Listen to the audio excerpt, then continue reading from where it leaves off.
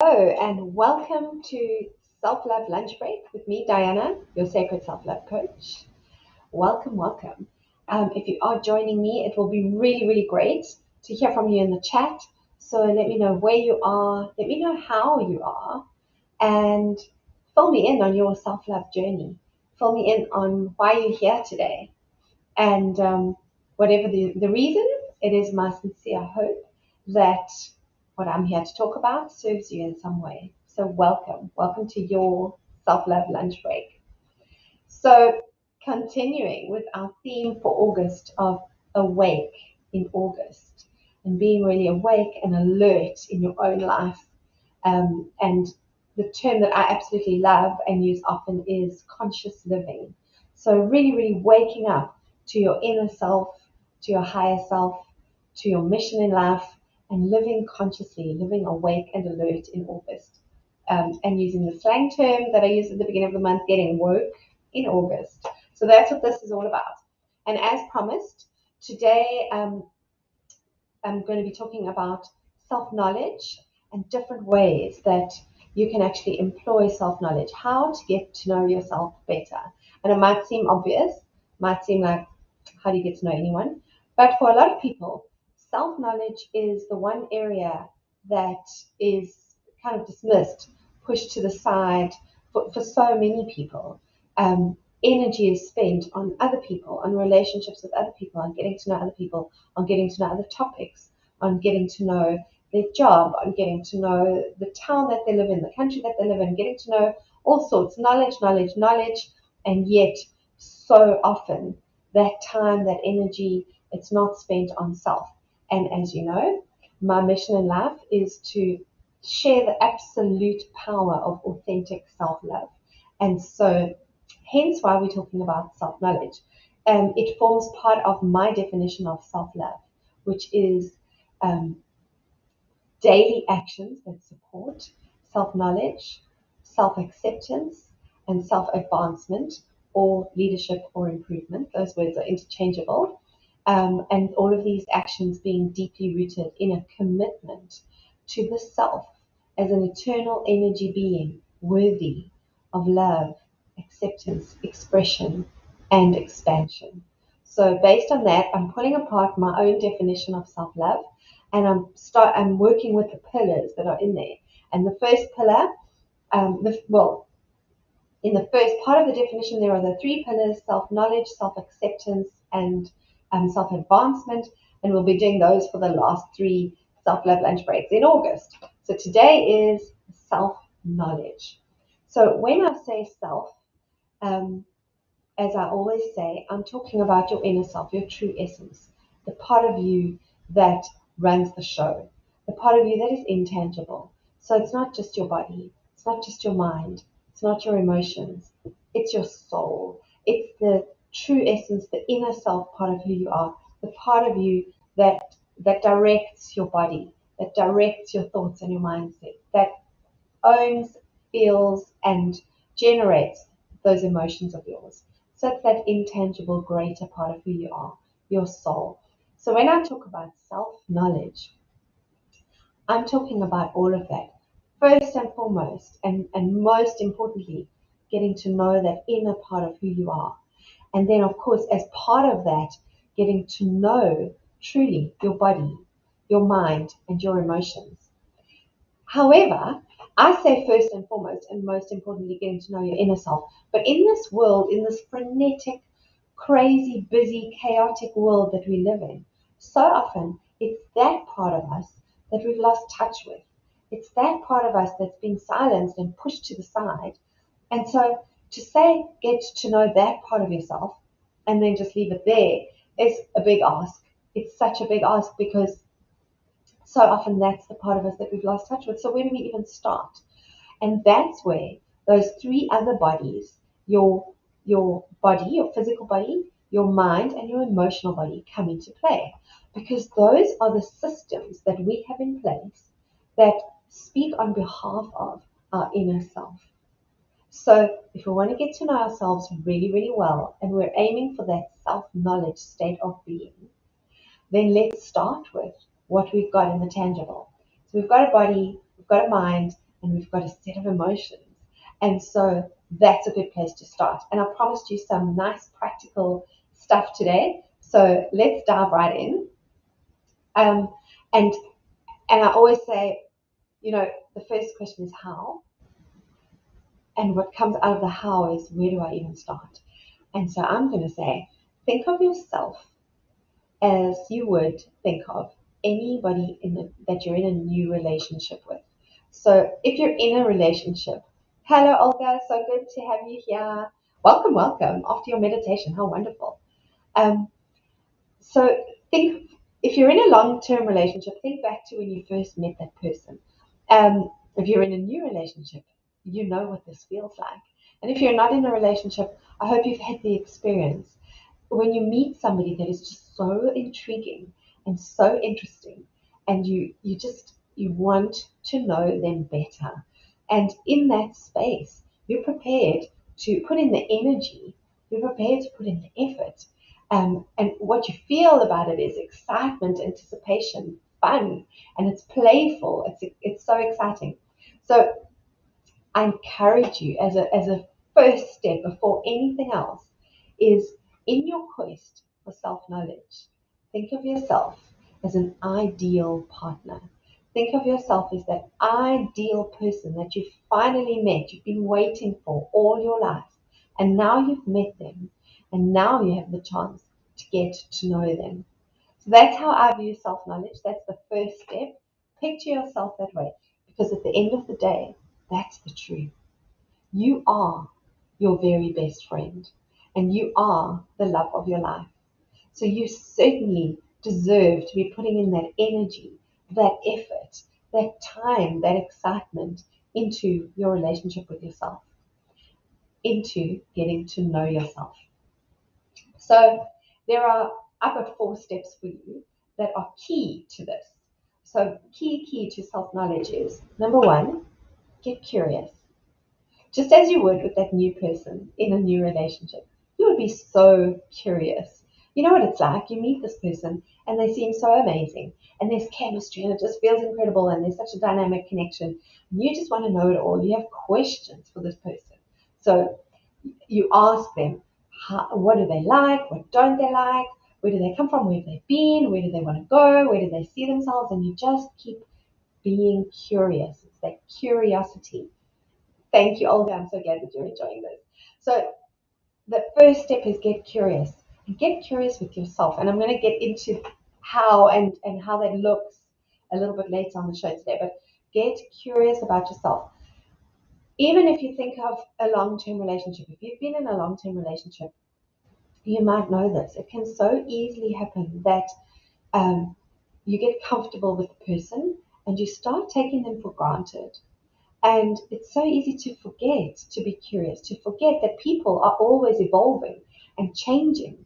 And so we might forget to ask our partner, how are you? Or where are you at with this situation? We assume we know them. We assume that we know how they might think or feel or what they might do in response to a certain scenario.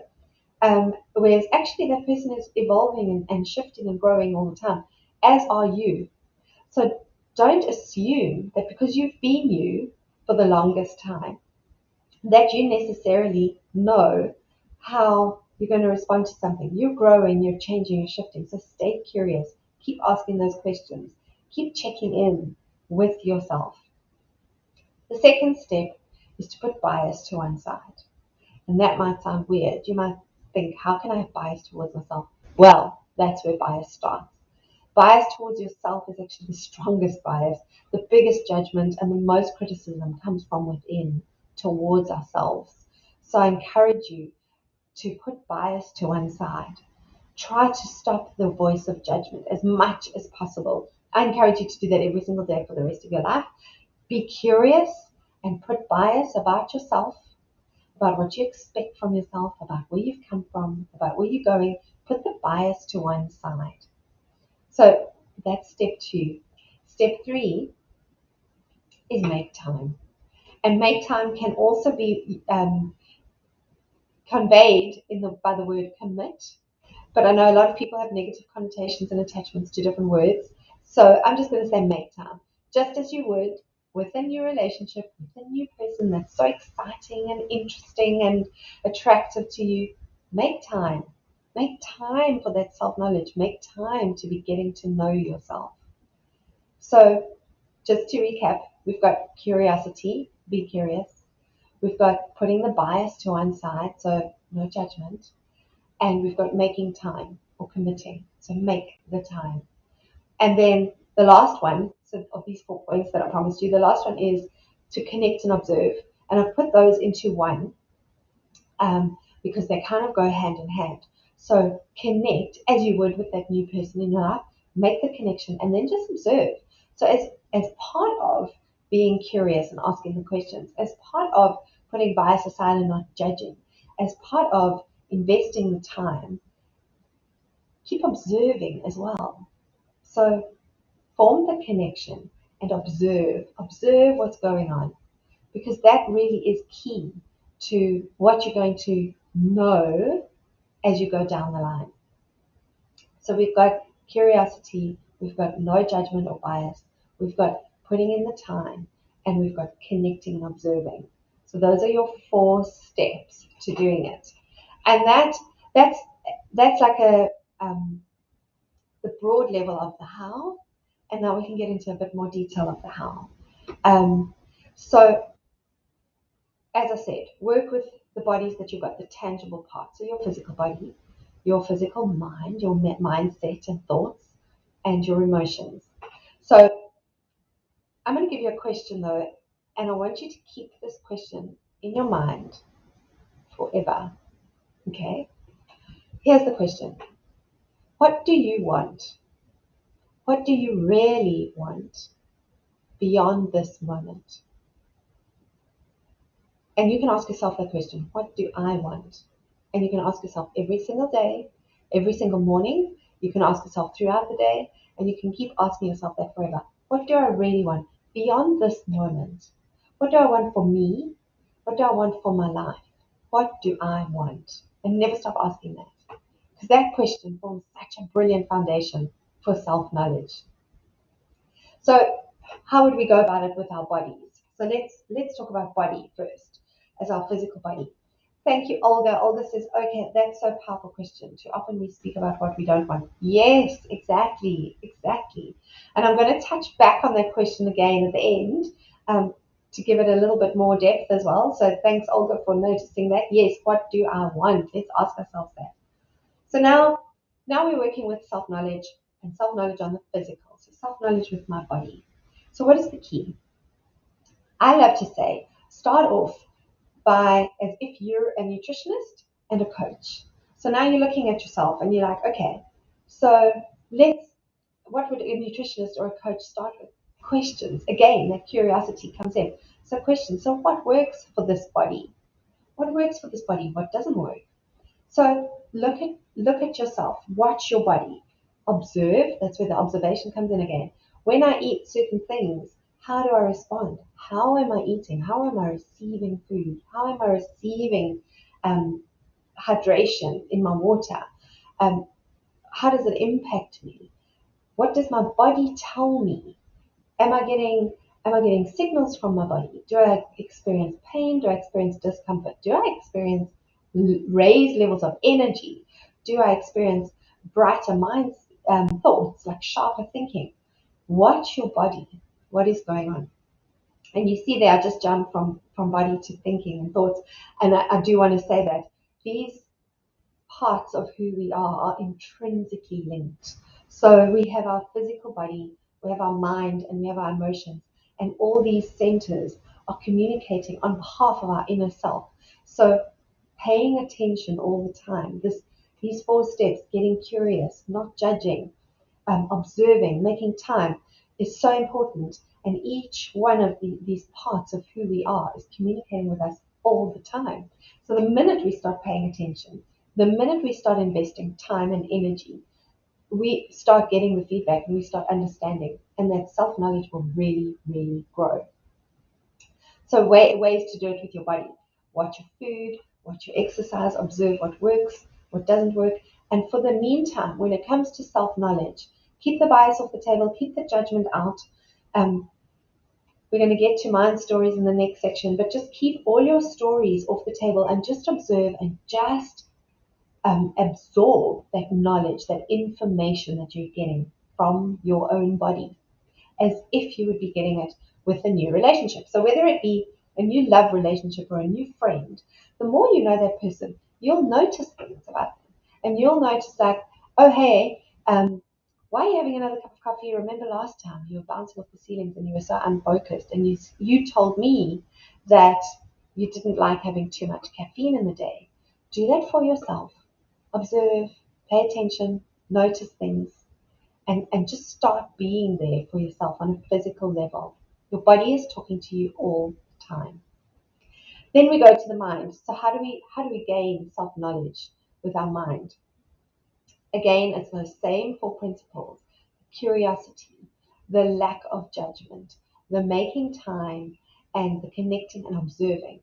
This one can be sneaky because our minds are so sneaky. They really, really are. They are wired for survival. Our bodies, minds, and emotions, it's all wired for survival. And as I said, they're all so connected. They're all holding hands, and they're out to protect us and to support our life in this form. So there are a lot of sneaky ways that our bodies, minds, and emotions can get around us.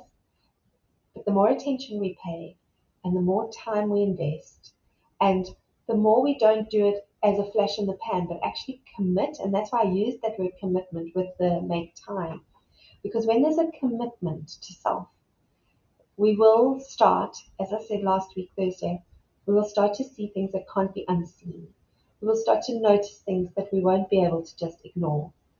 We will start to realize things that become real. I love that word realize. It's real. The beginning part of the word is real. So things become real for you. And so stay the course with yourself. Keep getting to know yourself in a curious, unbiased, time precious way, observing yourself all the way. And so back to the mind, back to that sneaky mind. It's about watching your responses to things in your thought world.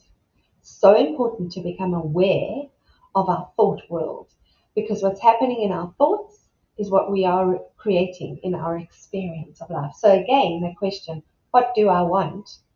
And when it comes to what I want, what type of thinking would support that? So, and how am I thinking? And again, no judgment, take the bias off the table. So you might notice yourself responding to a situation with thoughts of, oh God, it's because I'm not good enough. Oh, that happened because I didn't I didn't do well enough. I should have done that better. Straight away there you can notice that thinking. Ah, where's that thinking coming from? That's thinking that's where I'm questioning my self-worth, where I'm questioning the value I brought. What is that about? Look into it. Again, no bias. Just look into it. Accept it. It is happening. It's there. So, like I said a couple of weeks ago, a couple of sessions ago, be your own mindset mentor in that you're there for yourself, supporting yourself, observing, paying attention, giving the time, giving the energy, giving the effort, and simply observing. Because what this thing is about self-knowledge. So you need to know what's going on. So you're getting to know your mind. And just like in your body, there are ways of doing it through food and exercise and what works and what doesn't work. There are ways with your mind as well. So start writing things down that you notice. So you can do this with your body. So you get journal, journal, journal. I love that word. I love the thing. I love the action. It is so powerful. I'm going to show you right here, right now, and I've probably done this a few times, but here we go. Journal. This one's full, and this one's currently busy, and this is the next one. Thank you, Olga. My beautiful friend Olga gave me that one. So that one's still empty, but I run one journal at a time, and everything goes in there. I used to have different journals for different things, but lately I'm trying one for everything. And so write down if you notice something in your body. Write it down because we do tend to forget. And also we're in habits. So our habits can be running the show, and we might start paying attention and start getting involved and connecting and committing and observing without bias. But because we have old habits that we've been practicing for a very long time, we might notice something today, and by next week, we've already reverted to the habit and forgotten about it. So write it down. When it comes to your body, make a food and energy journal. Take note, what time of the day is best for me? What type of exercise is best for me? What type of foods are best for me? What type of drinks are best for me? When it comes to your mind and your mindset, when you notice those thoughts, write them down. This happened, and that's what I thought. You don't have to solve anything right now. Just observe. Just notice. As I said, you're collecting knowledge. So journaling is super powerful. Write it down. What you will notice over time is that you'll start seeing patterns. So the more you write things down, the more you'll start seeing patterns. And that's where your habits rise up to the surface. That's where your stories, your mind stories that you've built over time from life experiences and conditioning, they will rise up and you'll start to notice these things. But for now, it's really just about getting to know yourself, getting to know where you're at now. We all change, we evolve, we grow, we shift with life. And so this is about really going after yourself as you would a potential new lover. Somebody you've fallen for, somebody you have chemistry with, somebody you're so interested in. Go after them. Make your move. Make your move towards yourself and towards finding the answers to that question, what do I want? So then the same applies to emotions. Very similar. Again, they're holding hands. Body, mind, emotions, they're holding hands, trying to protect your inner self, trying to make this a beautiful life. So again, much like mind and body, it's about being your own best friend when it comes to emotions. Your emotions are okay, whatever they are. They are emotions. They're a signaling system from your inner self to your conscious cognitive self. So just pay attention. Just notice them. Allow them. Accept them. And again, write things down. When something jumps at you, like you might be in a conversation and suddenly feel tears welling up behind your eyes, and the natural thing in so many cultures, in most of society, is just to sort of swallow that back, push it back, and say, oh no, I'm having a conversation. How can I have tears in my eyes? And push them away. And I'll leave that to you. You decide what is appropriate in each situation. But to then make a note, like that's what we were talking about. That's who I was talking to. And that was the feeling that came up. And then you might start noticing, I use tears as an example. So tears can be so many different things. And we might have been taught to push them aside, brush tears aside, keep them hidden. There's shame around tears, there's shame around crying. Not at all. Remember, remove the bias.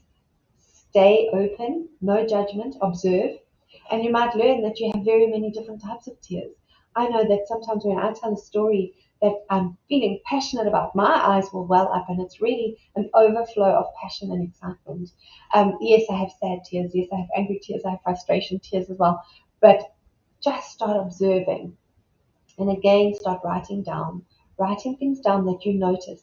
And it might only be one thing in a day. I'm not expecting you to put yourself, on a laboratory table and that's all you're doing all day, every day. But that will become your MO over time. You'll realize over time, as you practice this, that life is about being curious about yourself. That life is about not judging yourself. That your life becomes about making time for yourself and making time to connect and observe. And so as you practice this will become your new habit.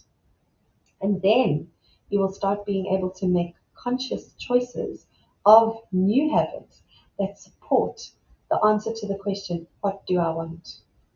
And as promised, Olga, I'm coming back to that question. What do I want? What do I really, really want? And that sounded like a Spice Girls song that just threw me back to the 90s. I'll tell you what I want, what I really, really want. So you'll be able to tell yourself that soon. And then it comes to, so what do I really want? What does my dream life look like? And who am I in that life? So when I have what I really, really want, all those things that I think that I really, really want, who am I? So who is the me that shows up for what I really want. And that's when you'll start being able to take this self-knowledge and use it to shift your habits. And as I said last week, when I quoted that Tony Robbins quote that it can just be a simple shift of 2 millimeters, you can have some fantastic habits that really support you. And you might notice that a 2 millimeter shift, a tiny change, will just give you the biggest leap up and step forward that you didn't expect at all. Because it wasn't a bad habit to start with, it was a good habit. It was a supportive habit, but it just needed a slight tweak for where you're at right now. And now that you're on this mission of self-knowledge, getting to know yourself, making that commitment, putting in that time, that effort, that energy, you can start making those little tweaks. And this is where the getting to know myself, my inner self, comes in. Because by connecting with our tangible self, our physicality, our body, mind, and emotion, that is where our inner self lives. That is where our inner self is expressing. That is the language that our inner self, our sacred self, our soul uses to communicate in this life, is through physical body, through mental mindset and thoughts and ideas, and through emotions. So the more you commit to this self-knowledge practice, the more you get to know yourself on all these physical levels, the more you will get to know your inner self. And that's the aim of the game. To know what you really want, you need to know yourself, your inner self, the I am part of you. Who is moving my arm right now? I am. Who is that I? Well, I'm still discovering it every single day, more and more. My commitment to the self-love journey is deep. As you know, I've made my life about it. And so with self-knowledge being a pillar in my definition for self-love, I am on this mission every day. And I still manage to surprise myself sometimes. I regularly make those 2 millimeter tweaks and shifts. And I believe I will do it for the rest of my days because I am ever expanding, ever evolving. And as in my self-love quote, that is part of my deep belief, is that I am an eternal energy being worthy of love, acceptance, expansion, and expression. And so that's why I practice self-love. That's why I'm committed to self-knowledge. I really hope that these tips help you on your quest for self-knowledge. I'm going to run through the 4 pillars again quickly, just as a recap. Number 1, get curious. Get curious. Number 2, put bias aside. No judgment. Number 3, make time, or one of my favorite words used to be one of my worst words, and it's become one of my favorites, commit. And number 4, connect and observe. Just observe and connect and keep gathering that information. And you will soon know yourself better than you know anything else. And with every day that passes, you'll know yourself better. And even when you shift and change and you have deep experiences that alter your world, you will have a sense of self-knowledge that will be able to guide you, that you will be able to rest in with faith. So thank you so much for being here. Use all those tips. Get to know yourself better. Let's all get to know ourselves better. Olga, hello Maria G. It's so good to have you here. Olga, very powerful pillars. Thank you. Oh, thank you, Olga. Thank you so much for being here and for picking them up. I do hope that they serve you well. And I will see you on Thursday. On Thursday, we're going to look at self-acceptance. It's a biggie. But in the meantime, enjoy playing with self-knowledge. And I will see you on Thursday. Ciao for now. Bye.